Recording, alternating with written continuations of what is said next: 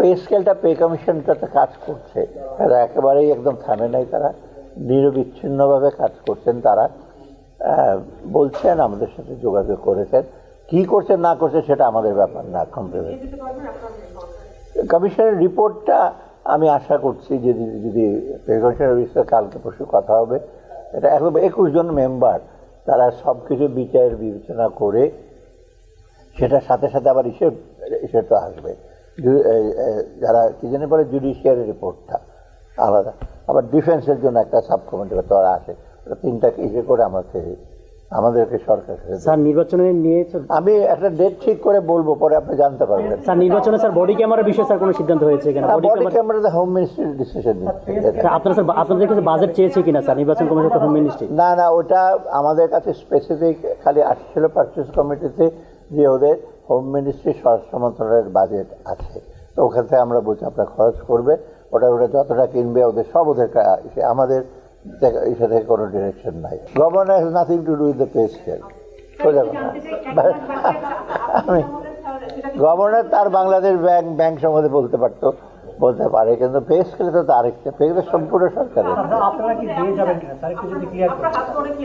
আপনারা ডেটটা যখন জানবেন যে কবে রিপোর্ট হবে, তখনই কিন্তু জানবেন না কিভাবে কি হবে না হবে।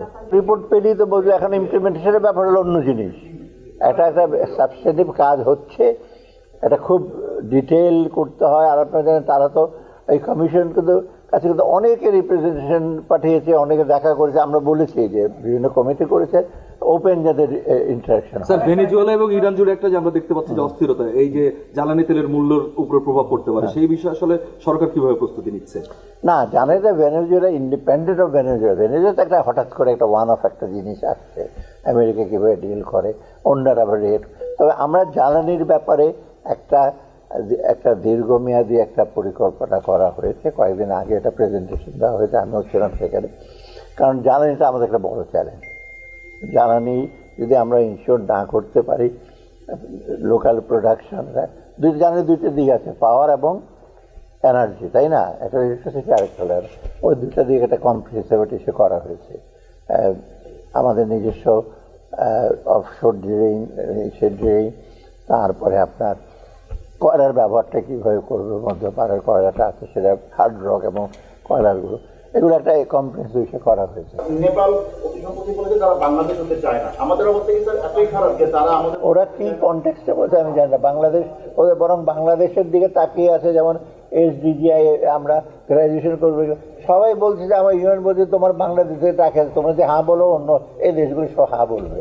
আর কে কি বলেছে না বলেছে সেটা আমাদের।